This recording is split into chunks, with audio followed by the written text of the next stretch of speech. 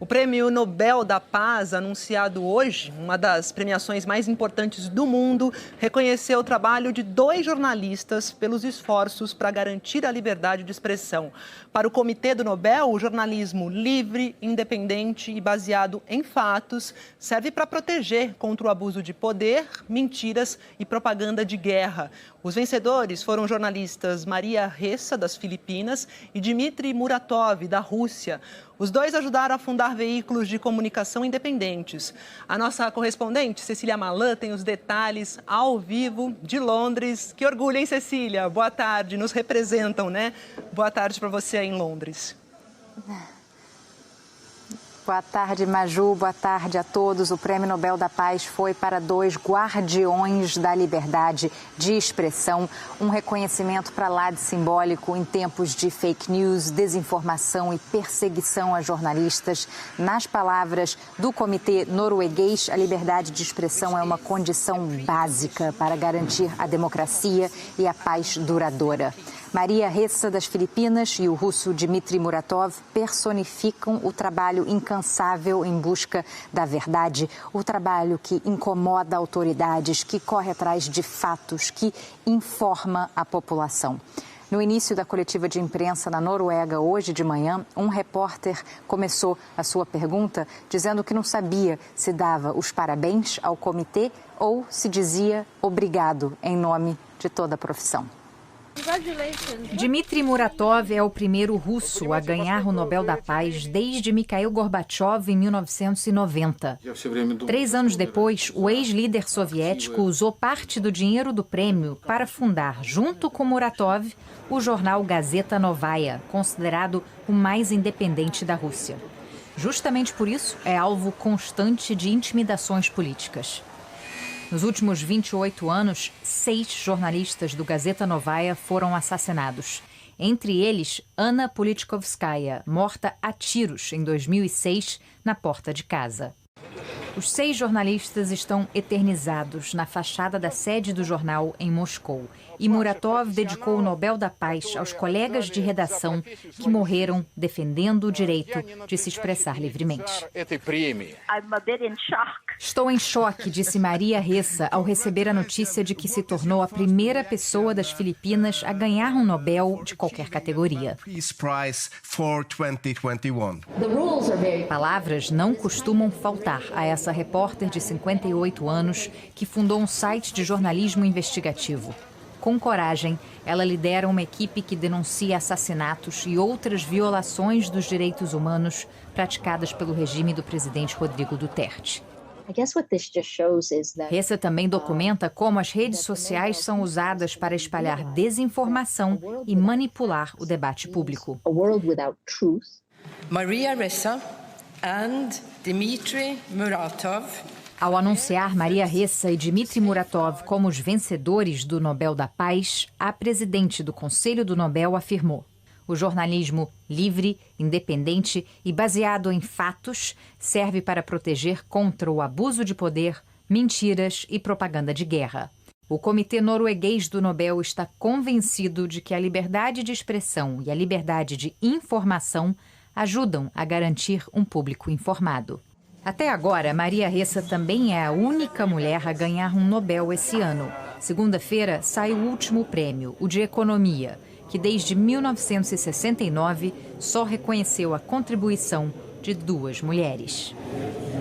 E vejamos agora a repercussão, né? Porque a divulgação do Prêmio Nobel da Paz gerou reações entre governos e organizações mundiais. O Kremlin, quem diria, teve que tirar o chapéu para o seu grande desafeto. O jornalista russo Dmitry Muratov, que ganhou o Nobel da Paz junto com a jornalista filipina Maria Ressa. Muratov é chefe de redação da Gazeta Novaya, de inspiração liberal, que frequentemente condena as ações de autoridades da Rússia. Diante do prêmio máximo do Comitê Norueguês, o porta-voz do governo russo divulgou um áudio e reconheceu: temos que dar os parabéns a Dmitry Muratov. Ele trabalha persistentemente de acordo com os seus próprios ideais. É dedicado a eles, é talentoso e corajoso. Este é um prêmio elevado e nós desejamos felicidades a ele. Os amigos de redação do jornalista russo comemoraram. Esse prêmio mostra que o que fazemos não é em vão. O secretário da organização Repórteres Sem Fronteiras, Christophe Deloire, falou em dois sentimentos, alegria e urgência. Joy, because this is an extraordinary... Alegria, porque esta é uma extraordinária homenagem a todos aqueles jornalistas que se arriscam em todo o mundo para apenas defender o direito à informação de todos. E também urgência, porque esta será uma década decisiva para o jornalismo. O jornalismo está em perigo, está enfraquecido, está ameaçado em todo o mundo. Ravina Shamdasani, porta-voz dos direitos humanos das Nações Unidas, também observou que é uma condição global. Existem países em todo o mundo onde jornalistas estão sendo impedidos de fazer o seu trabalho, são processados, intimidados, assediados ou até mesmo mortos na linha de frente, cumprindo o seu dever. E esta é uma homenagem a todos esses jornalistas que estão fazendo um trabalho essencial para todos nós. No Brasil, a Associação Brasileira de Jornalismo Investigativo também se pronunciou. Considero esse prêmio um reconhecimento à coragem de repórteres de todo o mundo, mas o ideal seria que não fosse necessário um Prêmio Nobel da Paz para jornalistas. O ideal, claro, é que a gente vivesse em um mundo onde a liberdade de imprensa e de expressão fosse respeitada e não precisasse ser defendida dessa maneira. O Prêmio Nobel da Paz, que este ano homenageou o direito à liberdade de expressão, garantido na Constituição de qualquer país democrático, foi festejado também na Itália, onde a máfia já matou dezenas de jornalistas.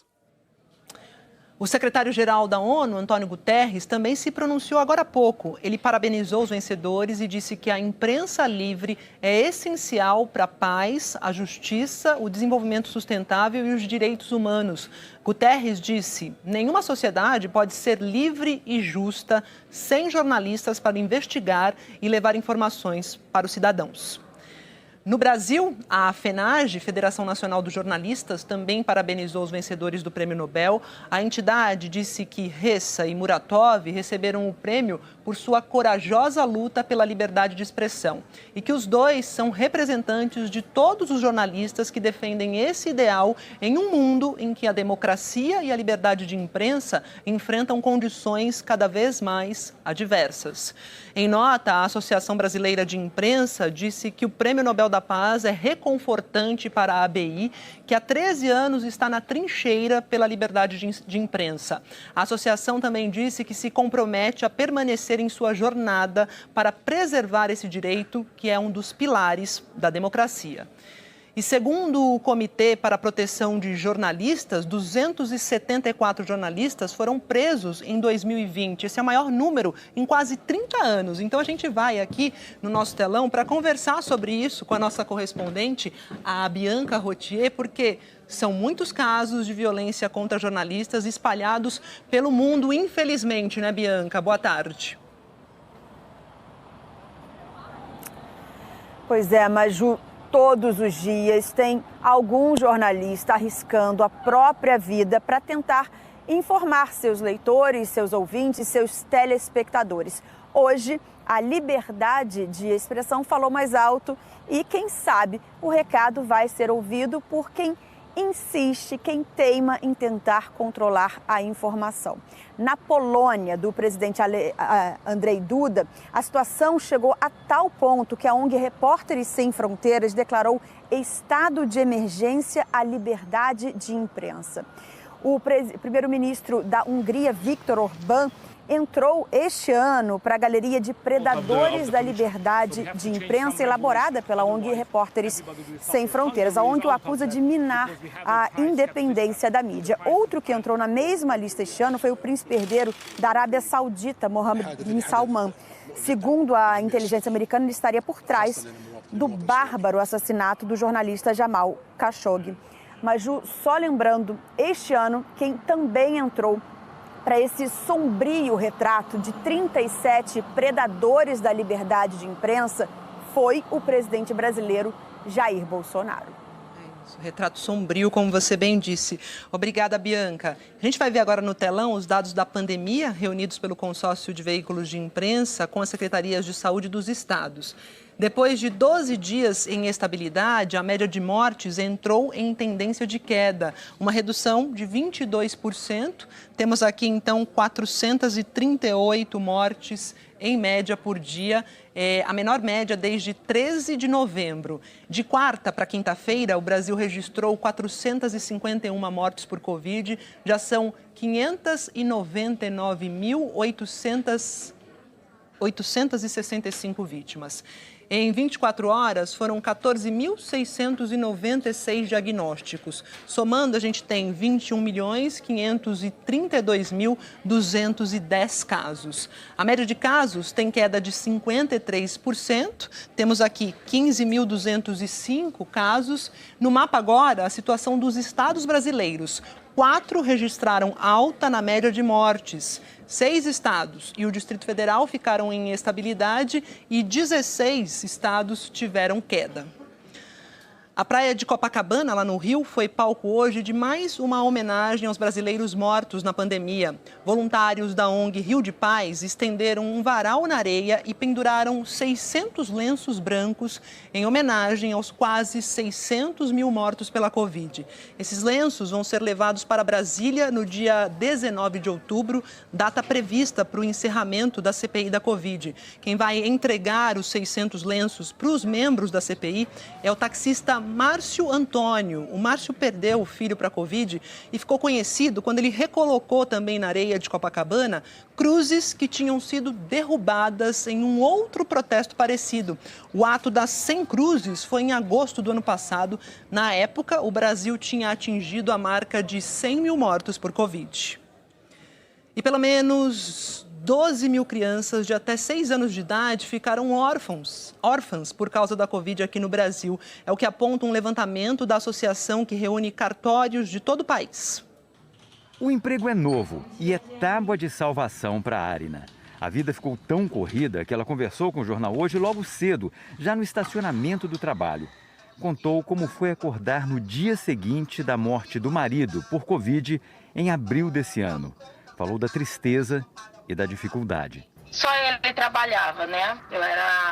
Cuidava das coisas de casa, enfim, e ele que eu dependia financeiramente dele. O dinheiro mal dá para sustentar o Enzo. Mesmo trabalhando, ela teve que ir morar com a tia. Se eu tiver que lidar com uma casa que eu tenho que pagar aluguel, água, luz, internet, enfim, eu já não consigo. Hoje em dia eu não consigo, porque fica muito pesado para mim. Se não fosse a família me dar o suporte, o apoio que eu precisava, não sei o que seria de mim.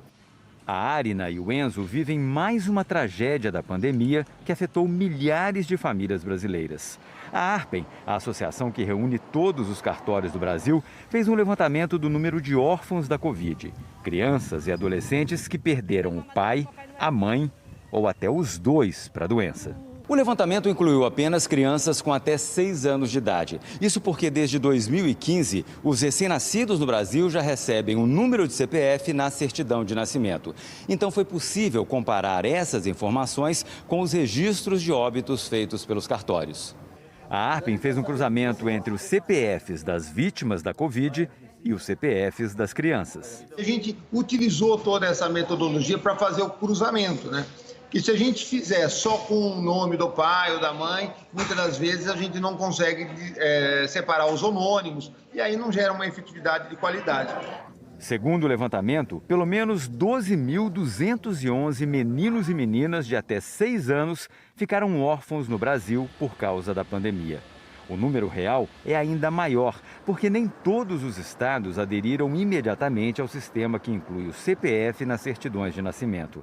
Na Câmara dos Deputados, em Brasília, tramita um projeto de lei que cria um benefício de um salário mínimo por mês para os órfãos da pandemia. Ontem, durante a CPI da Covid, o relator Renan Calheiros, do MDB de Alagoas, disse que vai propor no relatório final da comissão uma pensão especial para esses órfãos. Mas a ajuda é urgente. Em Manaus, a Associação IPEDES, ligada à educação, já criou o projeto Eu Amo Meu Próximo, para ajudar essas crianças com cestas básicas vindas de doação.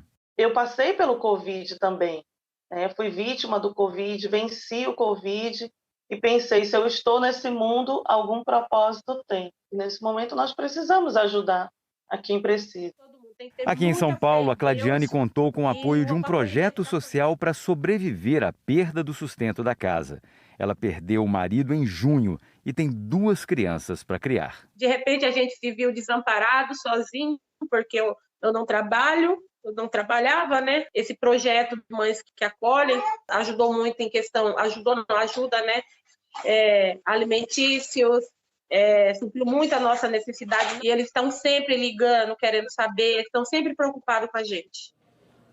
A taxa de ocupação de leitos públicos de UTI para Covid caiu cerca de 80% nos últimos 4 meses em Mato Grosso do Sul.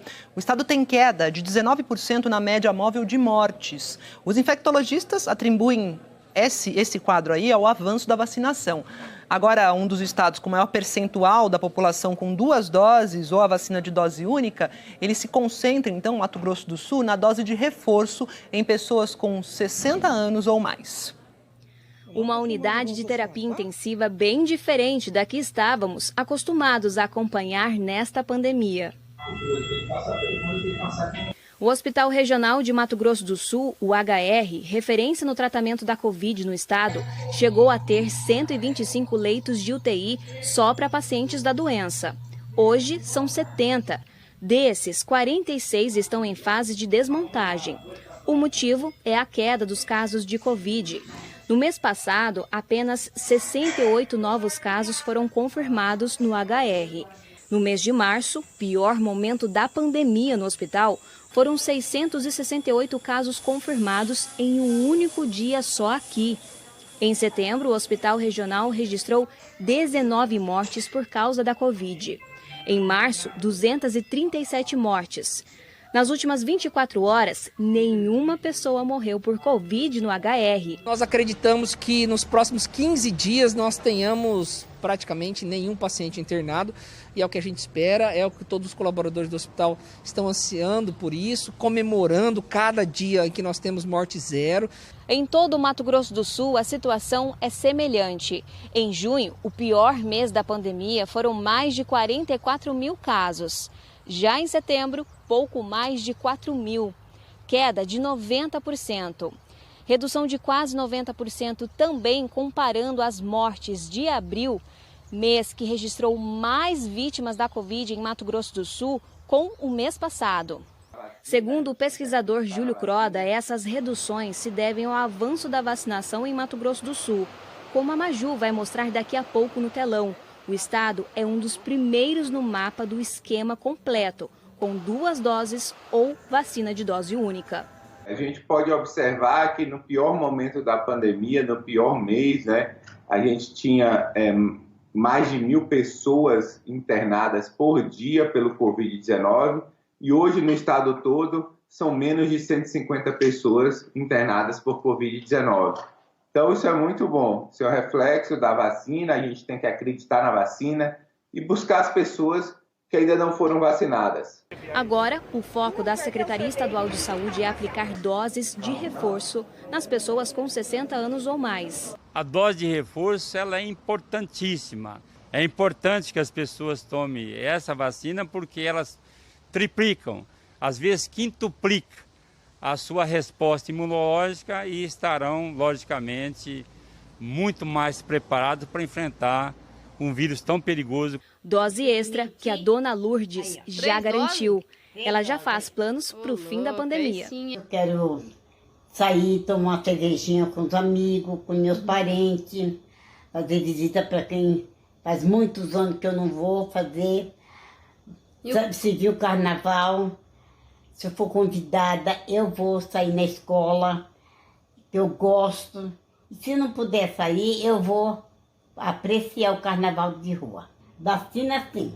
É isso, dona Lourdes, enquanto há planos, há vida. Muito bem, muito bem. Ainda falando de Mato Grosso do Sul, o avanço da vacinação contra a Covid lá no estado está permitindo que os idosos, como dona Lourdes, retomem aos poucos as atividades normais, sem se esquecer, né, gente, claro, das medidas de segurança contra a doença. A dona Aparecida sempre foi acostumada a praticar atividade física, mas durante a pandemia ela precisou mudar alguns hábitos. A academia deu lugar à corrida dentro do condomínio mesmo. Eu sempre fui uma pessoa muito ativa e eu fiquei restrita a fazer exercícios em casa, mas não deixei de fazer. Dados do Ministério da Saúde apontam que atualmente no Brasil, os idosos representam 14,3% da população. Em Mato Grosso do Sul, este grupo foi o que mais registrou casos de mortes, de acordo com dados da Secretaria Estadual de Saúde. 1 ano e meio depois da confirmação dos primeiros casos no estado, os idosos estão aos poucos retomando a rotina. Isso só foi possível porque a vacinação em Mato Grosso do Sul está bem avançada. A Secretaria Estadual de Saúde diz que cerca de 40% dos idosos já tomaram a dose de reforço. E neste centro de convivência, onde são oferecidas de graça várias atividades físicas e de lazer, todos os idosos já foram imunizados. O seu Roberto e a dona Edma frequentam o local. Os dois, assim como a maioria dos idosos, sofreram com a pandemia e principalmente com o isolamento. Não pode fazer nada, não pode sair para uma feira, não pode ir para um cinema, não pode, então não tem jeito, né? A gente fica vamos dizer assim, numa situação que abala muito o psicológico da gente, entende? Para nossa convivência, né, com as outras pessoas, melhora a nossa situação, psicologicamente também. Segundo essa geriatra, a volta à rotina é importante para os idosos. Eles, nesse último ano, perderam muita funcionalidade, tiveram mais quedas, perderam muito mais massa muscular, aumentou muito o número de ansiedade, depressão. Eu preciso colocar esse idoso novamente num ambiente sociável, que tenham contato com outras pessoas, claro que sempre mantendo essa distância. Isso a gente vai tendo que criar estratégias e voltando gradualmente. Isso aqui, para mim, é uma terapia muito ótima, entende? E tem mais país apertando o cerco, aquelas pessoas que não querem tomar vacina, não. A França vai começar a cobrar pelos testes de Covid de quem não estiver vacinado. Essa medida entra em vigor na próxima sexta-feira, dia 15 de outubro. Quem não se vacinou e não tiver prescrição médica para um teste vai ter que pagar até 44 euros, mais ou menos aí R$280. Até então, os exames para detectar a doença eram pagos pelo governo da França para todos os residentes do país, mesmo sem a prescrição médica. Quem se vacinou continua podendo fazer os exames de graça. A medida é mais uma forma do governo francês incentivar a vacinação de 5,9 milhões de pessoas que não receberam nenhuma dose dos imunizantes contra a Covid. Agora sim, vamos para o telão. O balanço aqui da vacinação que foi afetado pela correção dos números divulgados por Minas Gerais. Falamos sobre isso ontem aqui. O levantamento do consórcio de veículos de imprensa é feito com as secretarias de saúde dos estados. Em 24 horas, o Brasil registrou 212.621 vacinados com a primeira dose, 686.904 com a segunda dose ou dose única e 190.697 com a dose de reforço. O total do dia, 1.090.222. Até agora, a gente tem 148.856.842 brasileiros que tomaram primeira dose, correspondendo aí a 69,78% da população. 97.212.008 estão completamente vacinados, o que é equivalente a 45,57%. E 1.954.584 tomaram a dose de reforço, 0,92%. Vários aqui desses números nacionais ficaram bem mais baixos porque Minas Gerais retirou cerca de 390 mil doses do registro. Isso foi feito, segundo o governo mineiro, para corrigir os dados estaduais de quarta-feira, que vieram muito acima dos últimos dias por causa de problemas técnicos e de duplicidade. No mapa agora, os estados em verde mais escuros são os que mais estão adiantados na vacinação completa. Os 5 primeiros, São Paulo, o primeiro estado a ter mais de 60% da população com o esquema vacinal completo, seguido de pertinho por Mato Grosso do Sul, que a gente viu aí nas reportagens, e depois Rio Grande do Sul, Paraná e Espírito Santo. Mais detalhes sobre a situação do seu estado você confere em g1.com.br/coronavírus. O Ministério da Saúde encaminhou à CPI da pandemia uma previsão de possíveis cenários da vacinação contra a Covid no ano que vem. O governo quer incluir no calendário de 2022 apenas vacinas com registro na Anvisa. Aí, isso não inclui o imunizante da Janssen e a vacina Coronavac, que tem autorização da Anvisa, mas é para o uso emergencial. O Ministério da Saúde afirma que as informações ainda são preliminares. No documento, o governo diz que para concluir o esquema vacinal deste ano, são necessários quase 74 milhões de doses. Até agora, foram aplicados perto de 250 milhões de doses. Para 2022, o governo conta com 134 milhões de doses remanescentes, compradas para este ano e que ainda não foram entregues. O Ministério da Saúde disse que estão sendo feitos estudos e que só depois de concluídos vai poder definir como será o esquema de vacinação contra a Covid-19 em 2022. Por exemplo, se a vacina contra a doença vai passar a integrar o calendário anual de imunizações. O governo trabalha com 3 cenários. Em todos, vai precisar adquirir mais imunizantes. Os números não consideram a vacinação de menores de 12 anos. Se mantido o modelo atual de 2 doses para a população abaixo de 60 anos e 3 doses, 2 mais 1 de reforço, para quem tem acima de 60, serão necessários 391 milhões de doses. O segundo cenário prevê a aplicação de 1 dose de reforço para a população abaixo de 60 anos e de 2 doses para quem tem mais de 60. Neste caso, o governo vai precisar de 212 milhões de vacinas para aplicar 1 dose por semestre.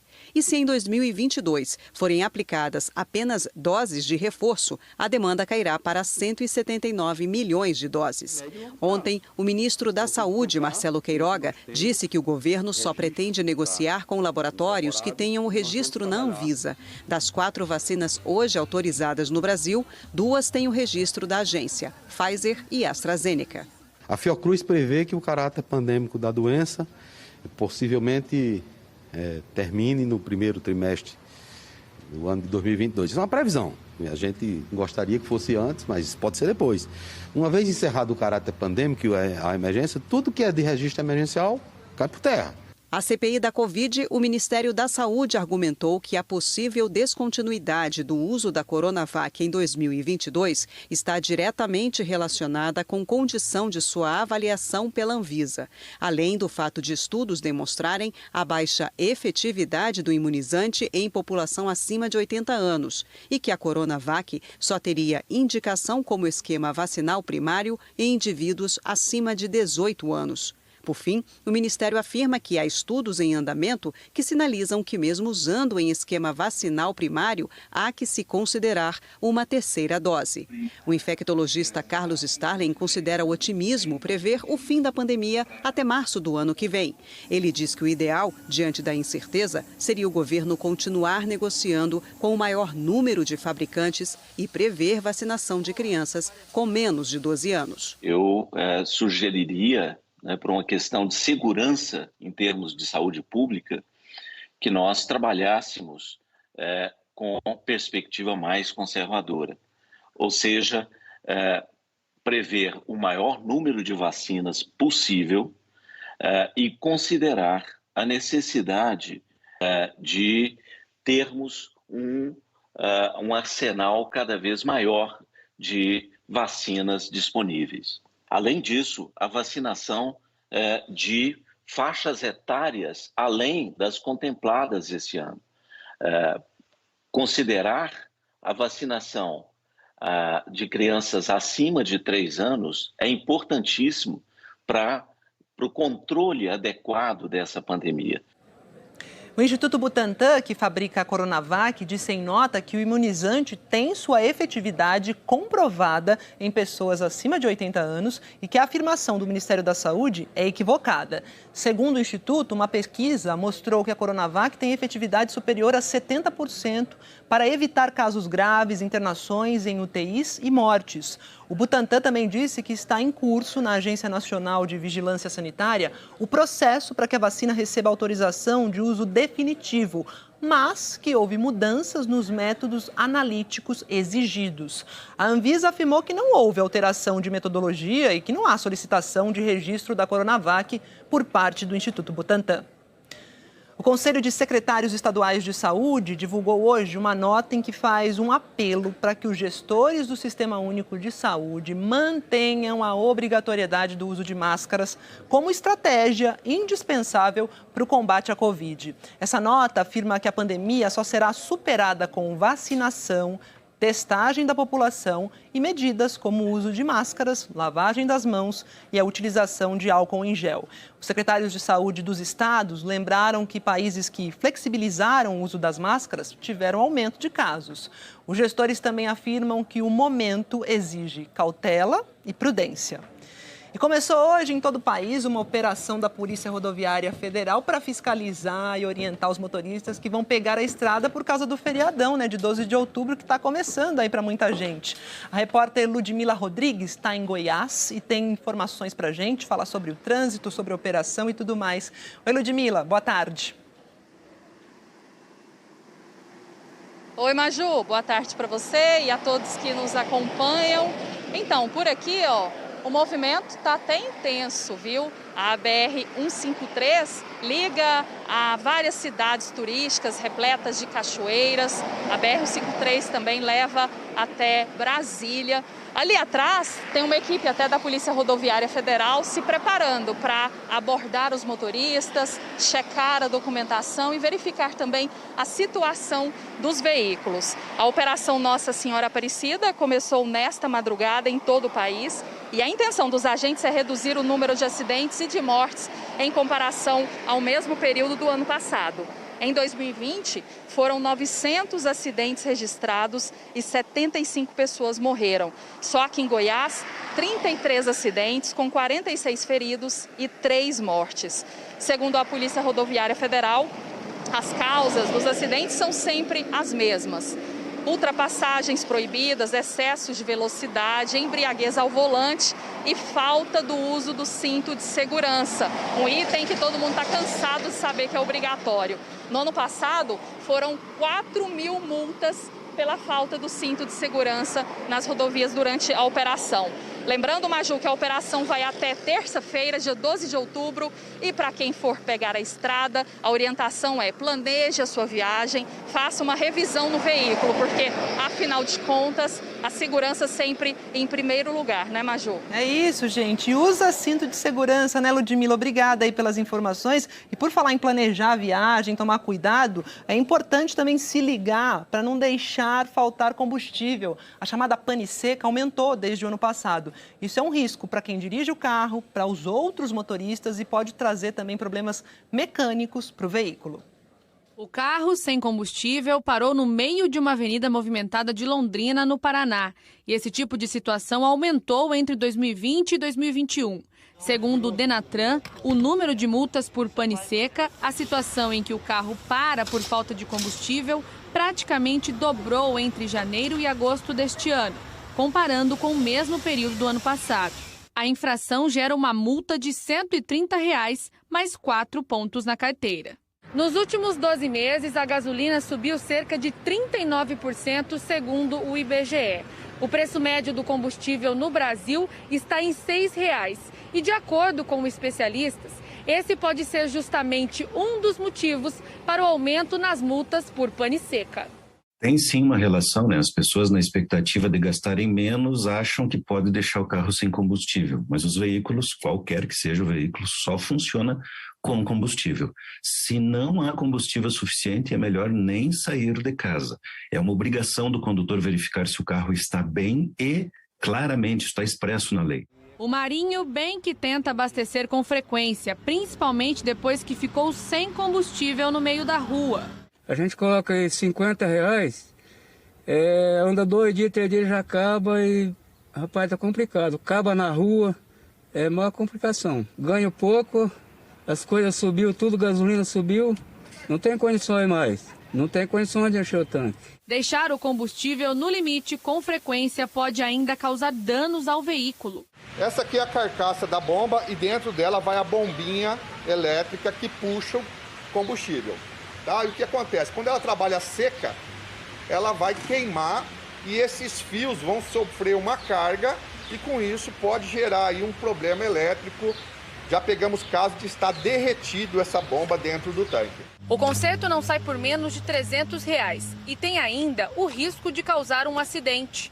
Quando um veículo para porque faltou combustível, se estiver numa via de trânsito rápido, pode ser um fator de risco que vai gerar um sinistro de trânsito. É bastante preocupante esse aspecto.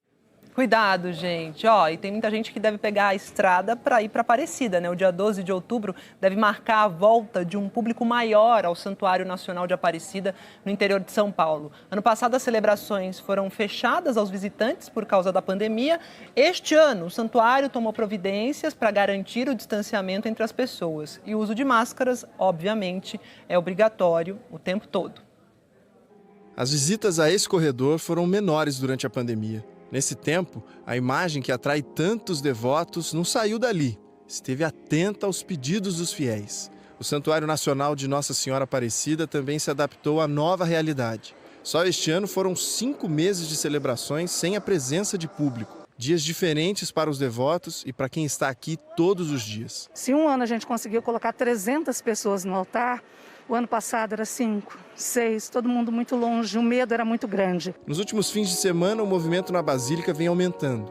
Um sinal do que pode ser o dia da padroeira desse ano. Com a retomada das atividades presenciais, neste dia 12 de outubro, o Santuário Nacional decidiu multiplicar o número de celebrações pensando na segurança dos fiéis. As missas ficarão divididas entre a Basílica e o Centro de Eventos, que tem capacidade para receber um número maior de pessoas. Tudo pensando no distanciamento entre os devotos. As missas no interior da Basílica, que comporta cerca de 35 mil pessoas, vão receber apenas 2.500 devotos por celebração. Para entrar, será preciso passar pela aferição de temperatura e higienização nas mãos. No centro de eventos, os cuidados serão os mesmos, mas o espaço vai poder receber mais gente. Caberão mais de 5 mil pessoas por celebrações. Assim, a gente vai conseguir dar, ao menos ao maior número possível de devotos, a oportunidade de participar de uma celebração, de modo especial no dia 12. De acordo com a administração do santuário, no dia 12 de outubro de 2020, cerca de 30 mil pessoas passaram pela Basílica. Antes da pandemia, em média, 170 mil fiéis visitavam a Aparecida na data. A prefeitura da cidade já se prepara para a retomada do turismo religioso. A parte econômica do município vive muito em função dos turistas e dos visitantes. Todos os órgãos de segurança se disponibilizaram homens, disponibilizaram efetivo, tanto na parte de inteligência quanto na parte operacional, para que todo mundo venha a Aparecida e consiga ficar satisfeito, consiga mostrar sua devoção e sair daqui com saúde. A Claudinete é guia de romarias que saem de Santa Catarina. No ano passado não teve excursão, mas este ano ela separou um grupo para trazer a Aparecida. Nós estamos com 43 pessoas, estão bem contentes e emocionados também, né? A maioria são pessoas de idade, né? De ter o prazer de poder vir. De Aparecida vão para Belém, porque na abertura das celebrações do Círio de Nazaré, os fiéis acompanharam o traslado da imagem peregrina de Nossa Senhora de Nazaré pela região metropolitana da cidade. Por causa da pandemia, foi a única procissão programada para este ano. A missa que abriu as celebrações do Círio de Nazaré respeitou o distanciamento social e exigiu o uso de máscara dos fiéis, que só puderam ocupar metade da capacidade da Basílica Santuário. Maísa entrou na igreja de joelhos para agradecer a recuperação do pai. Esse ano eu estou em agradecimento pela saúde do meu pai, que foi curado do Covid. e é muita emoção. Ela foi uma das peregrinas que percorreram mais de 100 quilômetros a pé de Barcarena até a capital paraense.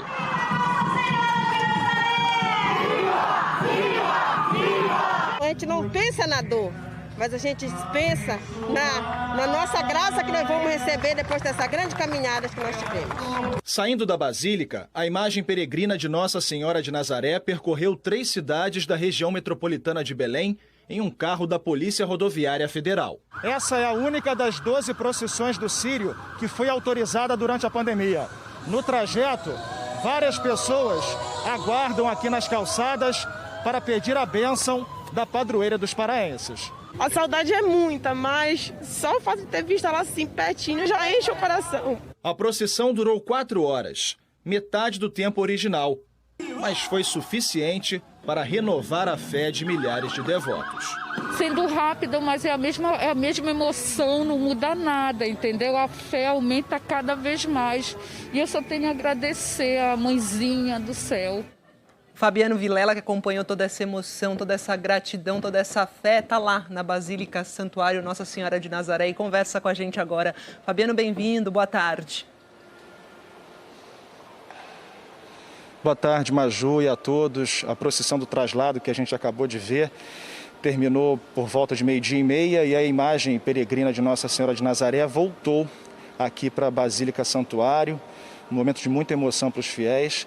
E nesse momento ela está guardadinha na sacristia, porque por volta das 6 da tarde a imagem vai ser levada para a base aérea de Belém para abençoar 8 aeronaves da Esquadrilha da Fumaça que vão fazer sobrevoos no sábado e no domingo pelos céus de Belém, homenageando Nossa Senhora de Nazaré, fazendo os trajetos das procissões do Círio que infelizmente não vão ocorrer hoje, com exceção da de hoje, das 12 procissões, só essa de hoje que aconteceu, e aí essa homenagem está mantida da Esquadrilha da Fumaça, um momento muito especial também.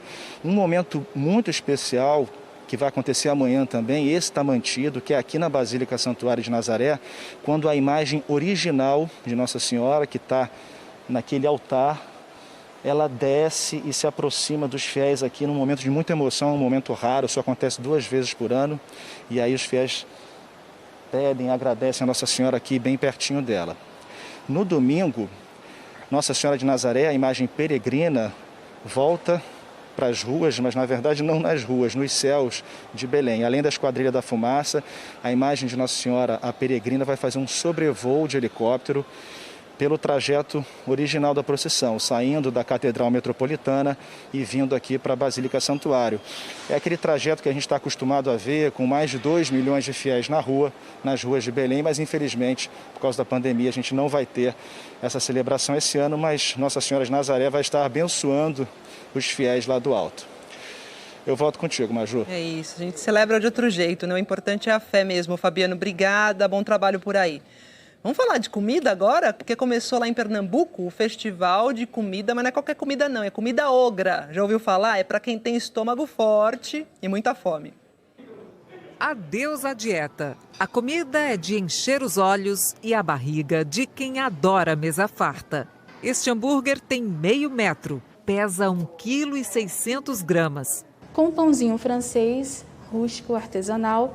Aqui nesse espeto contém 13 linguiças de pernil e onion rings. Para quem gosta de carne suína, a opção vem num prato cheio. O nome do nosso prato ele é de tudo um porco.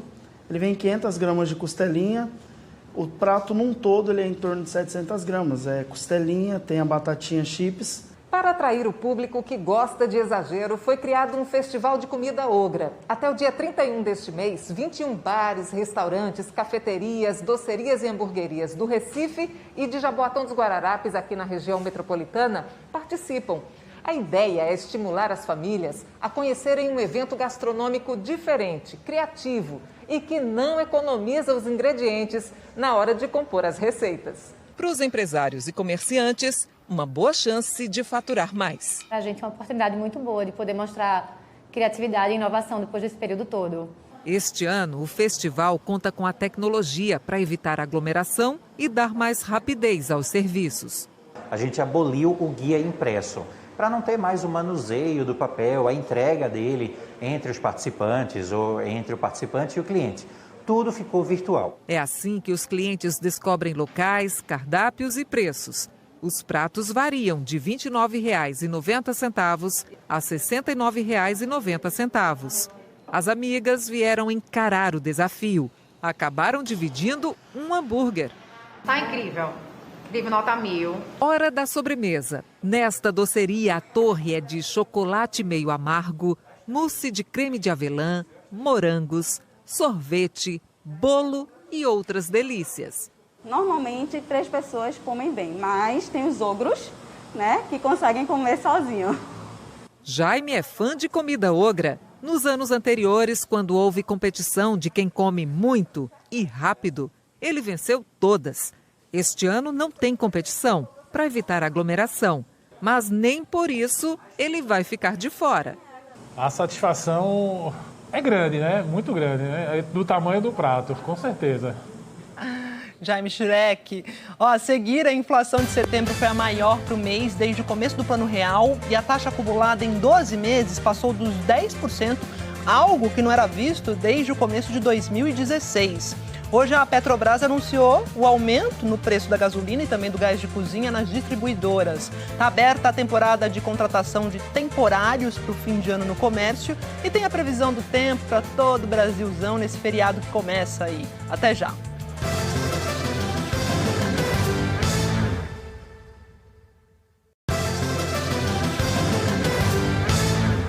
A Petrobras anunciou agora há pouco mais um aumento no preço da gasolina e do gás de cozinha. Um reajuste de 7,2% passa a valer nas refinarias a partir de amanhã. A Petrobras justificou o aumento dizendo que a medida é importante para evitar o desabastecimento e disse que o valor reflete parte da alta dos preços do barril de petróleo no mercado internacional e também da alta do dólar.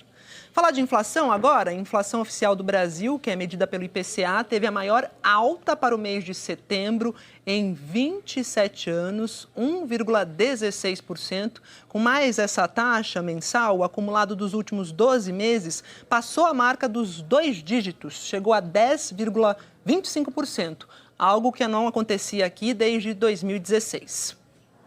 Passamos por essa loja na Tijuca, zona norte do Rio, e a dona estava mergulhada em números, fazendo contas para sobreviver à crise.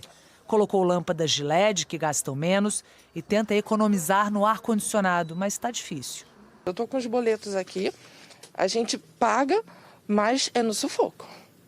É no sufoco. E economizando, tendo que desligar em alguns momentos para poder não ultrapassar o valor que eu tenho disponível de caixa.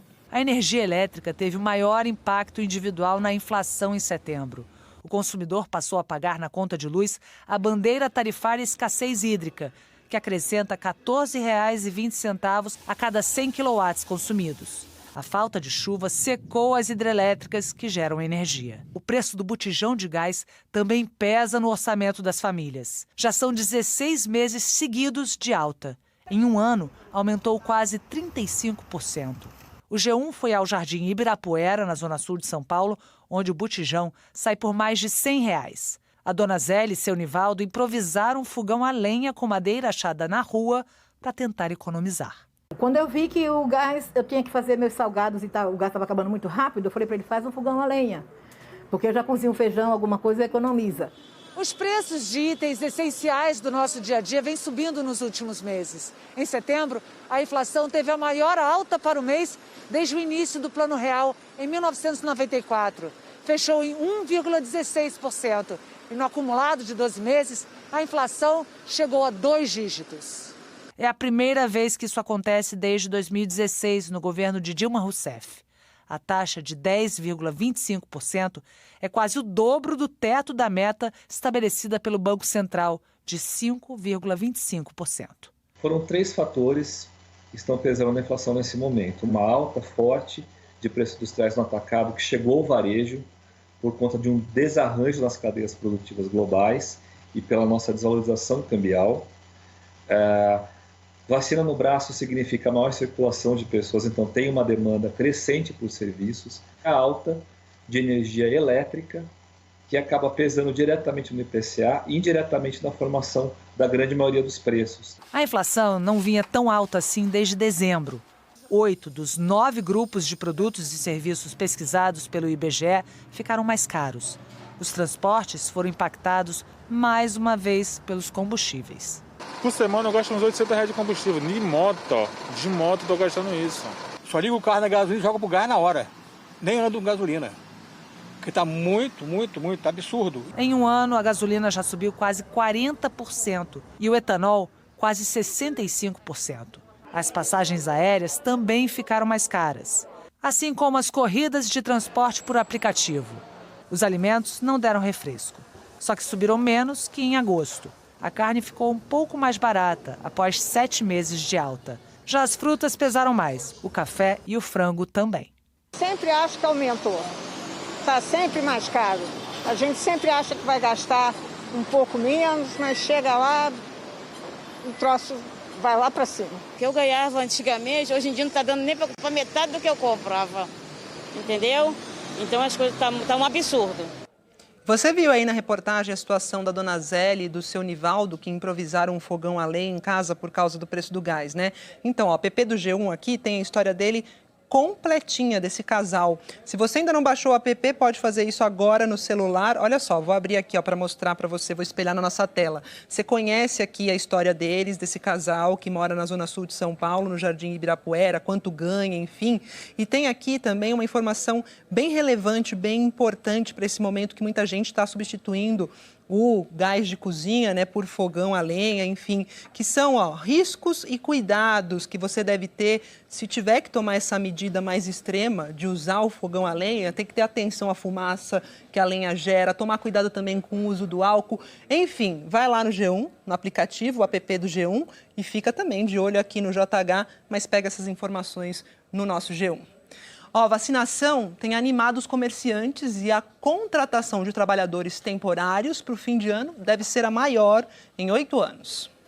Essa massa no ponto com gotas de chocolate tem gosto de retomada econômica. Wilson foi contratado para fazer panetone nesta fábrica na capital paulista. Ele estava há 4 meses desempregado. Eu recorri, batalhei e graças a Deus me ajudou. Hoje eu estou aqui. 250 pessoas já preencheram as vagas temporárias e 650 ainda serão recrutadas para a parte de vendas externas. Números que já se igualam a 2019, último ano antes da pandemia. Nós estamos trabalhando com a expectativa de, no mínimo, o que nós vendemos no ano anterior e com uma expectativa de crescimento de 5 a 10, mas nesse crescimento a gente vai levar até mais para frente. Se realmente a rua responder, a gente já está pronto para trabalhar e fazer o restante dos produtos. A expectativa da Confederação Nacional do Comércio é que este ano o Brasil tenha a maior contratação de temporários em 8 anos. São mais de 94.200 vagas. A maior parte das vagas está nos estados do Sudeste. São Paulo, Minas Gerais, Rio de Janeiro e Paraná devem responder por 54% dos postos criados. A maioria deles para vendedores e operadores de caixa. Os setores de vestuário e calçados e o de hiper e supermercados são os que mais prevêem contratações. O salário médio para os temporários este ano é de R$ 1.600, acima do valor pago no ano passado. O assunto é economia, mas é a saúde que tem sido um dos principais balizadores dos indicadores econômicos. O avanço da vacinação trouxe otimismo para o mercado e essa melhora deve ser contínua. Quem conseguiu hoje uma vaga temporária, como muitos dos funcionários dessa fábrica, está mais tranquilo. Mas é claro que não deixa de se preocupar com o amanhã, com o que vem depois. Mas a chance está aí. 2021 deve registrar a maior taxa de efetivação dos últimos 5 anos. Está projetando que, em média, 12% dos trabalhadores temporários sejam efetivados quando o Natal passar. Quer dizer, isso, obviamente, a confirmação dessa expectativa depende aí do início de 2022 ou de uma expectativa em relação ao início de 2022 mais favorável. No ano passado, o varejo não efetivou praticamente ninguém, mas lá em 2013 e 2014, o varejo costumava efetivar mais de 20% dos trabalhadores temporários. Então, está numa situação intermediária, justamente por conta dessa recuperação que o varejo vem tendo aí de forma gradual nos últimos meses. A previsão é que as vendas aumentem cerca de 4% em relação ao ano passado. O Caio torce para que o Natal desse ano seja melhor. Se depender dele, ele não sai da fábrica de panetones tão cedo. Estou trabalhando duro, né? Pedir para ficar, a gente fica. Pedir para a gente fazer coisas a mais, a gente faz. Para a gente tentar conseguir ficar aí, né? Agora eu vou falar de outra coisa que é ruim, né? Tem nada a ver com trabalho temporário. O ano de 2021 ainda nem terminou e o Brasil já teve mais trabalhadores em situação análoga à escravidão resgatados do que no ano passado inteirinho. Esses dados são da Subsecretaria de Inspeção do Trabalho, que é ligada ao Ministério do Trabalho e Previdência. A Madalena virou símbolo da luta contra o trabalho escravo doméstico no Brasil. Ainda criança, foi viver com uma família e passou a trabalhar de graça na casa, onde ela tinha muitos deveres e nenhum direito, por 38 anos. Eu era triste, muito triste. Histórias assim continuam existindo na cidade e também no campo. Um levantamento da Subsecretaria de Inspeção do Trabalho mostra que de janeiro a setembro deste ano foram 234 fiscalizações e 1.015 pessoas resgatadas de situações semelhantes à escravidão. O número já é maior que o de todo o ano passado, quando 936 pessoas nessas condições foram libertadas. Minas é o estado com mais trabalhadores escravizados resgatados neste ano, 420. Em seguida vem São Paulo e Goiás. Historicamente, as fazendas de criação de gado sempre concentraram mais casos. Mas agora, de acordo com a Superintendência Regional do Trabalho aqui de Minas, são as lavouras de café. A Aline, de 17 anos, foi resgatada em julho numa fazenda de café, onde ficou por 3 meses. Me sentia muito humilhada. Quando fui resgatada pela fiscalização, fiquei muito feliz por saber que eu não iria mais sofrer. Em junho, na cidade de Coromandel, perto do Triângulo Mineiro, o Ministério Público do Trabalho encontrou 116 pessoas vivendo em alojamentos com pouca luz e pouca ventilação. Os trabalhadores também não tinham água potável e nenhum direito trabalhista. Até as ferramentas que eles usavam na colheita do alho eram eles que compravam. E a tesoura o senhor comprou também? Eu comprei também, R$215. R$215, aí eles descontam do salário. A pedra para molar? Tudo vendido. Em agosto, outra ação resgatou trabalhadores em Bambuí, no centro-oeste de Minas. Eles usavam um banheiro improvisado e bebiam água que ficava guardada nesta caixa. Para o coordenador do Projeto de Prevenção e Combate ao Trabalho Escravo da Superintendência Regional do Trabalho de Minas, o aumento de casos no estado é fruto principalmente de mais denúncias. E nós temos também no âmbito do Ministério agora um sistema de denúncias, né, que chama Sistema IP, onde o trabalhador ele consegue de qualquer lugar, por um aparelho celular, fazer denúncias, né, de condições degradantes de trabalho, né, e esse sistema tem ajudado bastante a gente a mapear os problemas, né, as regiões de atividades econômicas com mais problemas e organizações fiscais mais objetivas. O conjunto de multas em uma fiscalização de trabalho escravo, ela pode chegar aí a cerca de 200, 300 mil reais. Nós temos, né, as imposições de dano moral individual e coletivo pelo Ministério Público do Trabalho também. Seu Edson voltou para casa agora em setembro. Ele e outros 6 carvoeiros trabalhavam por 11 horas, com fome, numa fazenda em João Pinheiro, no interior de Minas. Foi graças à denúncia dele que todos foram resgatados e se livraram de condições precárias assim. E sem lugar adequado para dormir. Lá é um barraquinho de guardar ração pagado. Lá só tinha só o piso mesmo e colchão só isso. E o fogão do lado de fora. O que o senhor sentiu quando viu eles chegando, os fiscais? Eu senti muito feliz e melhor, né? Gente do céu. Olha, a criação de novas vagas de trabalho nos Estados Unidos no mês de setembro foi bem menor do que estava sendo esperado. Foram 194 mil novos postos de trabalho fora do setor agrícola. Vamos então para Nova York falar sobre isso com o correspondente Tiago Eltz, chegando aqui para conversar conosco. E aí, tinha expectativa de virada em setembro, mês da virada, enfim, deixar para trás os efeitos da pandemia. Não foi o que rolou, né, Tiago? Pois é, boa tarde, Maju. Boa tarde a todos. Tinha essa expectativa, né? Que setembro ia ser o mês onde o país ia deixar para trás os impactos da pandemia nas vagas de emprego, né? No preenchimento dessas vagas, porque as escolas reabriram, os pais voltaram mais facilmente, né? Poderiam voltar mais facilmente ao trabalho. Se esperava que os escritórios estivessem funcionando e também por causa do fim do auxílio emergencial. Mas aí isso não aconteceu e eu vou tentar explicar por quê aqui. Olha só, em julho, mais de 1 milhão de vagas de empregos foram preenchidas. Aí, agosto, esse número caiu para 366 mil, agora 194 mil pessoas foram contratadas.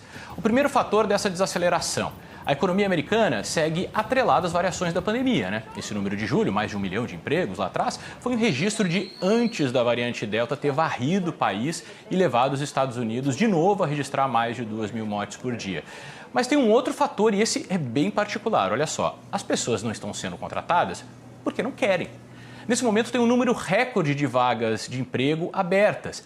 A explicação dos analistas é a seguinte: a pandemia destruiu a economia, mas aí o governo agiu, socorreu as pessoas. Além de seguro-desemprego, teve auxílio emergencial, teve ajuda financeira para quem tem filho, trilhões e trilhões de dólares em socorro. O resultado é que as pessoas até juntaram dinheiro, elas estão se sentindo seguras agora para recusar empregos que pagam pouco, para procurar empregos melhores.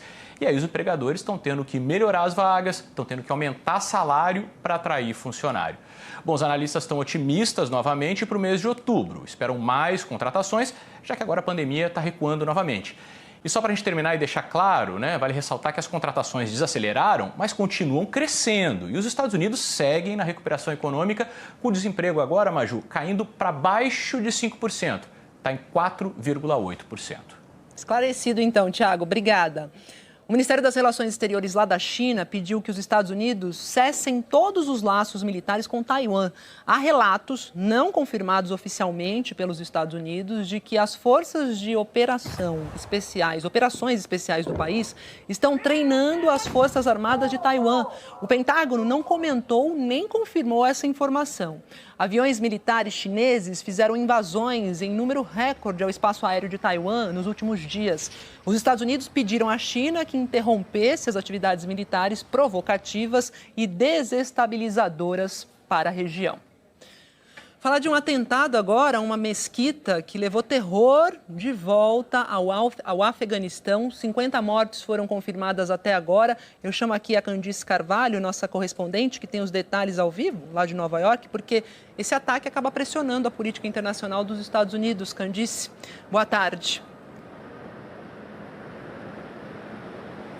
Boa tarde, Maju. Boa tarde a todos. Maju, o grupo terrorista Estado Islâmico assumiu há pouco a autoria do ataque. Esse é o maior ataque terrorista no Afeganistão desde a saída das tropas estrangeiras em agosto. Segundo uma agência da ONU que atua no país, um homem-bomba entrou nessa mesquita, que fica na cidade de Kunduz, e detonou os explosivos justamente no horário que centenas de pessoas estavam no momento de oração.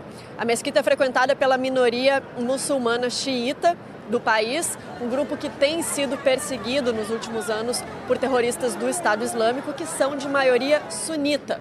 Nos últimos anos, o Estado Islâmico cometeu uma série de ataques contra a minoria xiita no Afeganistão e também em outros países do Oriente Médio.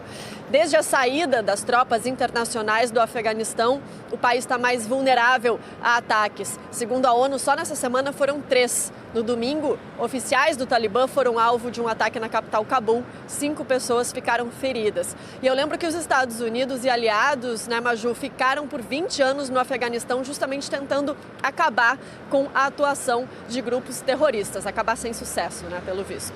É isso, sem sucesso. Obrigada, Candice.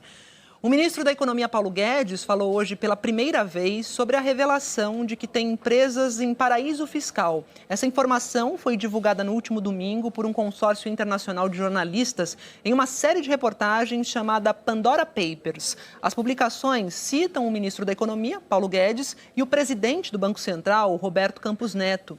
De acordo com a legislação brasileira, é legal abrir ou manter uma conta offshore, assim que ela se chama, desde que o titular declare a existência dessa conta à Receita Federal e ao Banco Central. About offshores. Em um evento virtual para empresários, falando em inglês, mesmo sem ser questionado sobre esse assunto, Paulo Guedes disse que não há conflito de interesses. Ele afirmou que as empresas são legais, que foram declaradas e que não houve movimentação trazendo dinheiro do exterior ou mandando dinheiro para o exterior. Disse também que perdeu muito dinheiro indo para o governo para evitar problemas. Afirmou que tudo o que estava nas mãos dele vendeu ao preço do investimento. Guedes também disse que saiu da companhia antes de assumir o cargo de ministro da Economia e que já entregou toda a documentação sobre o assunto. Segundo o ministro, o resto é barulho que vai piorar porque a gente está caminhando para as eleições. Paulo Guedes já tinha dito em nota que desde que assumiu o governo não fez nenhuma movimentação nessas empresas aí. Ele foi convocado a prestar esclarecimentos à Câmara dos Deputados. O presidente do Banco Central, por sua vez, o Roberto Campos Neto, também afirma que não cometeu irregularidades e que jamais ocorreu qualquer conflito de interesses ou benefício próprio. Vamos de previsão do tempo agora com a Eliana Marques, que está chegando aqui porque sextou com muita gente querendo, picar a mula, pegar a estrada, né, Eliana? Boa tarde. Boa tarde para você, Maju. Boa tarde a todos. Exatamente. E justamente por isso eu começo com São Paulo, imagens ao vivo, porque muitos paulistanos deixam a cidade em datas assim. Tá aí para você. Olha, hoje o sol apareceu mais que o previsto, por isso esquentou. E um pouquinho mais também, né? A gente estava falando em máxima de 21 graus. Há pouco foi atualizado máxima de 24 graus aqui na capital. Quem for para o litoral vai encontrar um tempo mais fechado, com pouca chuva hoje. Já em direção ao interior paulista, tem risco de temporal lá na região de Franca. No Rio de Janeiro, tempo fechado também, previsão de pouca chuva, só 5 milímetros, nada de calorão, máxima de 24 graus. Em Belo Horizonte já chove mais, 15 milímetros, pode ser uma chuva forte e está mais quente, máxima de 27 graus. No norte, chuva mais volumosa, com, 30, 25 milímetros, principalmente em Boa Vista, Porto Velho, também em Manaus. No centro-oeste, a gente tem imagens ao vivo de Campo Grande. Ontem a temperatura por lá não chegou aos 26 graus, já hoje, olha como é que tá, né? O tempo está mais firme, máxima de 32 graus, calor e possibilidade de pancadas de chuva isoladas. Muito calor e chuva isolada também nas outras capitais do centro-oeste, com até 37 graus em Cuiabá, 36 em Goiânia e 34 em Brasília. E a chuva é o que predomina pelo país, tempo firme só nas duas áreas que estão em amarelo aqui, metade sul do Rio Grande do Sul e entre norte de Minas, divisa de Goiás com Tocantins e principalmente no Nordeste. Pode chover só onde o mapa está verde, aqui nas bordinhas, olha, mas é chuva fraca. E as capitais com previsão de tempo firme o dia todo são Teresina com calorão de até 38 graus, Maceió com 31 e Salvador com 30 graus. 30 graus também lá em Aracaju, que está aqui na nossa tela agora, ao vivo, céu claro, sem previsão de chuva hoje em Aracaju. Já no sul do país, temporal, viu? Principalmente aqui, olha, no noroeste do Rio Grande do Sul, também no oeste de Santa Catarina, e as temperaturas estão amenas, Maju. Que belezura a imagem de Aracaju, Eliana, vontade de viajar. E os próximos dias? Bom, falamos de amanhã, porque os próximos dias serão de chuva, Nordeste é que fica mais seco, mas amanhã a chuva vem com raios e ventos nessas áreas aqui, que incluem as capitais, olha, São Paulo, Belo Horizonte, também Campo Grande, Cuiabá, e passam ainda por Rio Branco, Boa Vista, Macapá e Belém. Risco de temporal principalmente onde o mapa aparece em laranja agora, incluindo Florianópolis e também Curitiba. Falando de temperatura, sul e sudeste terão mais dias friozinhos. Aqui em São Paulo, no fim de semana, chove bem, olha, amanhã 20 milímetros, domingo 25, segunda dá uma diminuída, mas 15 milímetros, pode ser chuva forte todos esses dias e melhora mesmo, só no feriado com menos chuva, temperatura um pouquinho mais agradável. No Rio, próximos dias frios e chuvosos também, dá uma olhada nessas máximas, 23, 22 graus, bastante chuva, principalmente domingo e segunda-feira no Rio de Janeiro, no feriado também dá uma melhorada. E amanhã nas praias, hein? Chuva, gente, do litoral de Santa Catarina até o litoral do Rio de Janeiro, onde ficam Balneário Camboriú, Santos, Macaé. Olha, bons volumes, 30 milímetros, 15 milímetros. E Pojuca, Pernambuco, com chuvinha fraca à noite. E Jericoacoara, no Ceará, com sol e calor, Maju. O pessoal vai trocar guarda-sol por guarda-chuva em Santos, Camboriú, enfim. Sem dúvida. Obrigada. Bom fim de semana a todos. Para você também, Eliana. E o Globo Repórter de hoje vai percorrer uma região de cenário deslumbrante na Serra do Mar. Nossos repórteres subiram bem alto para desvendar os encantos do Parque dos Três Picos, no Rio de Janeiro. Você vai saber por que elas já foram chamadas de montanhas fantasmas. A antiga fazenda de gado que deu lugar a um santuário da vida selvagem.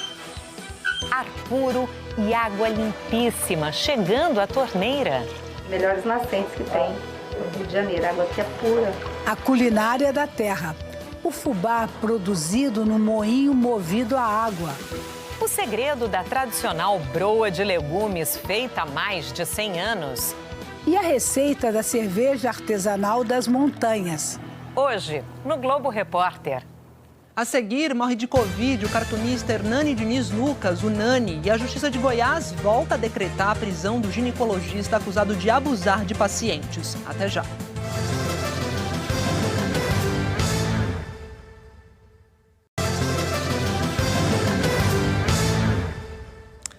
O Brasil acaba de superar a marca de 600 mil mortos por Covid desde o começo da pandemia. Essa informação foi divulgada há pouco em um boletim extra do Consórcio de Veículos de Imprensa, com base em informações da Secretarias Estaduais de Saúde. A gente vê aqui no telão, são exatamente 600.077 vidas perdidas. De toda forma, é fundamental destacar aqui que o ritmo de mortes caiu muito com o avanço da vacinação. Para se ter uma ideia, o Brasil pulou de 400 mil para 500 mil mortos em 51 dias. Agora, dos 500 até os 600 mil, foram quase 4 meses. Olha a diferença. O total de casos também foi atualizado, já são 21.893.752 diagnósticos confirmados no país desde o início da pandemia. E eu reforço aqui que o G1 vai publicar agorinha, daqui a pouquinho, olha, o G1 já está publicando agora, né? Casos aqui, ele fala sobre a pandemia, a gente vai ver essa marca da pandemia no Brasil, de mais de 600 mil mortos. O G1 traz, então, reportagens especiais. Se você não baixou ainda o app, é só baixar no celular, é muito fácil. Então, o Brasil chega aqui a 600 mil mortes por Covid, com pandemia em desaceleração, que foi o que a gente disse agora há pouco aqui. E morreu aos 70 anos de Covid o cartunista Hernani Diniz Lucas, conhecido como Nani.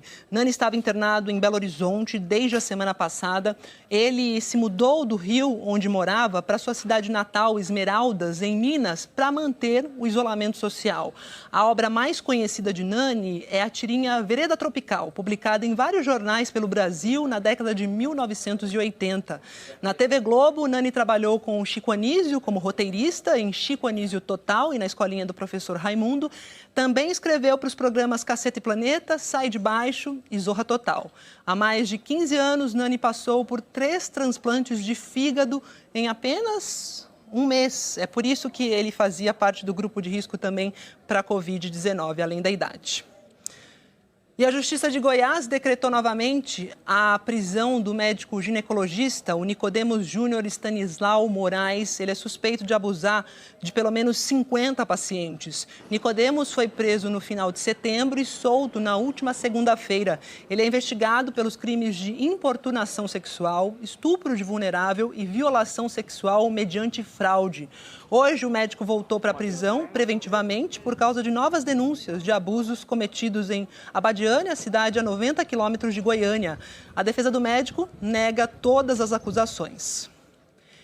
E no Congresso, deputados e senadores estão articulando a derrubada do veto do presidente Jair Bolsonaro àquela distribuição gratuita de absorventes a estudantes de baixa renda, presidiárias e mulheres em situação de rua. A Wanda, de 15 anos, que mora em Samambaia, no Distrito Federal, já deixou de ir para a escola algumas vezes porque estava menstruada e não tinha absorvente. Me sinto constrangida, porque faltar aula por causa disso é meio chato. A mãe, Denise, diz que a despesa pesa no orçamento da família e que ela e a filha têm que dar um jeito para não ficar sem. Onde a gente mora é assim, não tem, pede emprestado, por conhecido, e é assim. No Brasil, 1 a cada 4 alunas já deixou de ir à escola por falta de absorvente. É a pobreza menstrual, quando não há condição de pagar por este item básico de higiene. Hoje, 30% da população brasileira menstrua. São 60 milhões de meninas e mulheres. 7,5 milhões são adolescentes que estão na escola. 90% frequentam a rede pública. E 213 mil estão em escolas que não têm nem banheiros em condição de uso. A ausência das meninas nas escolas por falta de absorvente pode chegar a 45 dias ao longo do ano letivo. Um problema que aumenta ainda mais a desigualdade entre mulheres e homens. O Congresso Nacional aprovou no mês passado um projeto que previa a entrega de absorventes a estudantes de baixa renda das escolas públicas, mulheres em situação de rua ou de vulnerabilidade social e as que cumprem pena. Mas o presidente Jair Bolsonaro vetou essa distribuição gratuita. Um dos argumentos do presidente foi que o projeto não previa fonte de custeio. O texto aprovado dizia que o dinheiro viria dos recursos destinados pela União ao Sistema Único de Saúde, o SUS, e no caso das mulheres nos presídios, do Fundo Penitenciário Nacional. A autora do projeto, deputada Marília Reis, do PT de Pernambuco, acredita que o veto do presidente será derrubado no Congresso porque a discussão foi longa na Câmara e no Senado, com um amplo apoio dos parlamentares. Ela diz que os custos foram avaliados. Para o próximo ano, o valor a ser reajustado para o SUS será de 3 bilhões a mais. Ou seja, o impacto orçamentário financeiro do projeto vai ser na faixa de 85 milhões, então cabe perfeitamente nesse reajuste que haverá do SUS. Até porque nós queremos também com essa política, nós queremos também com esse projeto instituir a distribuição de absorvente como uma política essencial de saúde pública para a mulher. Outro argumento de Bolsonaro para o veto foi o de que a oferta gratuita de absorventes não pode ser classificada como ações e serviços públicos de saúde e que a norma iria restringir o público beneficiário e não atender às condições de acesso universal e igualitário do SUS. O governo também vetou o trecho que incluía absorventes nas cestas básicas distribuídas pelo Sistema Nacional de Segurança Alimentar e Nutricional. Justificou que o objetivo das cestas é assegurar o direito à alimentação. A gente está falando de um país que vive uma insegurança alimentar tão grande que num período como esse a mulher precisa escolher entre comprar alimento ou comprar um absorvente. E isso faz com que, claro, ela escolha pelo alimento, não tem outra escolha, e traga tantos prejuízos à saúde íntima e à vida dessa mulher, como faltar escola quando menina, como faltar dias de trabalho, fora todas as questões de saúde íntima que ela possa vir a enfrentar. Para a Vitória, muitas vezes é mesmo preciso deixar de comprar absorvente para ela e para a filha de 10 anos para conseguir comprar comida. Às vezes a Yasmin chega a faltar aula também, porque ela não tem, entendeu? Aí fica muito complicado. Sem uma lei nacional, estados e municípios criaram propostas sobre o tema. Pelo menos 8 capitais têm leis aprovadas recentemente que garantem a distribuição de absorvente para estudantes da rede pública. Mas, na maioria, a distribuição ainda não começou. Algumas cidades também incluíram mulheres pobres que moram nas ruas e que estão privadas de liberdade na lista. Em outras capitais, a distribuição é garantida por programas públicos ou de ONGs. É o caso do Recife. A distribuição de absorventes para 17 mil estudantes da rede municipal começou no fim de setembro. A experiência pedagógica da maioria das escolas é realmente a ausência das meninas em certo período no mês. Então, isso já nos faz pensar qual seria o motivo, não é? Um projeto itinerante leva atendimento médico a cidades com pouca estrutura pelo Brasil. Lá no Maranhão, essa rede de voluntários da saúde já atendeu a mais de 700 pessoas. Pelo tamanho da estrutura, não dá para imaginar, mas neste espaço funciona um hospital com 22 especialidades, médicos do mundo inteiro e equipamentos de última geração. O container da saúde foi montado na cidade de Santo Amaro do Maranhão, na região dos Lençóis Maranhenses, para atender a população da cidade de 16 mil habitantes, que tem um dos piores índices de desenvolvimento humano do país. O município de pequeno porte, eles têm um perfil, de atendimento, então eles não contemplam, o recurso não contempla a contratação de especialista. E aí o problema maior mesmo é a questão financeira, a questão para pagar esse profissional para vir para o município. Aqui o atendimento é feito pela internet, usando a telemedicina. Cerca de 270 médicos voluntários de hospitais de referência no Brasil e no mundo atendem os pacientes online. É um projeto da organização sem fins lucrativos Saúde, Alegria, Sustentabilidade, a SAS Brasil, um braço social do Rally dos Sertões. E além de Santo Amaro do Maranhão, eles oferecem este mesmo atendimento nas cidades de Cavalcante e Campos Belos, em Goiás, e na Praia do Preá, no município de Cruz, no Ceará. Trabalhávamos com expedições presenciais e em 2020 a gente se viu cancelando as expedições presenciais e pegando tudo que a gente tinha de experiência já de telemedicina e transformando para ajudar, focado no Covid. E a ideia sempre foi expandir a saúde especializada, não só a medicina, mas outras especialidades, através de inovação e tecnologia. Uma empresa de tecnologia que apoia o projeto doou equipamentos modernos. Eles permitem que os médicos acompanhem de longe os exames feitos por uma enfermeira no container. Esse otoscópio ele funciona por Wi-Fi, a gente baixa um aplicativo no celular, aí faz uma conexão e ele inicia e nos dá a possibilidade de filmar ou fotografar o exame do paciente. Ter praticamente todo esse acesso aqui dentro da nossa cidade é excepcional. Nas cidades onde o projeto funciona, a estrutura é sempre montada ao lado de hospitais ou postos de saúde, justamente para manter uma integração com o Sistema Único de Saúde, o SUS. Quando o médico percebe que o paciente precisa de um atendimento especializado que não tem na cidade, ele encaminha o paciente direto para o container do projeto. A estimativa é que o projeto consiga atender quase 90 mil pessoas ao longo de um ano nos 4 municípios. A Gabriela Martelli faz parte da Organização Humanitária Internacional Médicos Sem Fronteiras.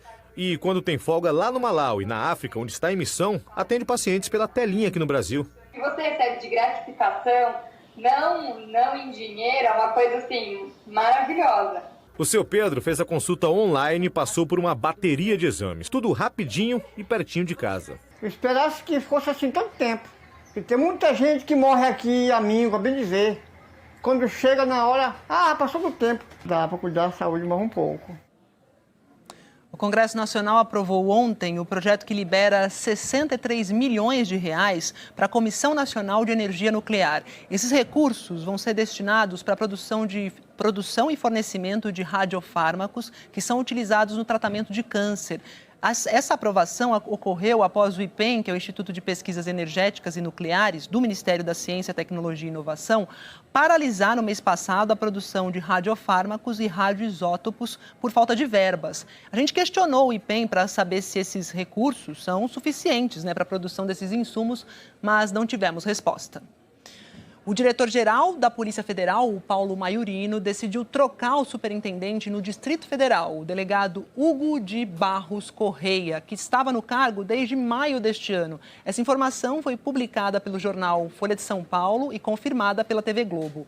É na superintendência do Distrito Federal que está um inquérito que apura possível tráfico de influência e lavagem de dinheiro da empresa de Jair Renan, o filho mais novo do presidente Jair Bolsonaro. Outros inquéritos que investigam empresários, políticos e blogueiros bolsonaristas também estão na Superintendência do Distrito Federal, como o inquérito das fake news e o dos atos antidemocráticos. A PF ainda não informou quem será o novo superintendente. Obrigada pela companhia, a JH vai ficando por aqui. Você acompanha outras notícias no Jornal Nacional e para rever as nossas reportagens, vai lá ao Globoplay. Boa tarde, ótimo fim de semana.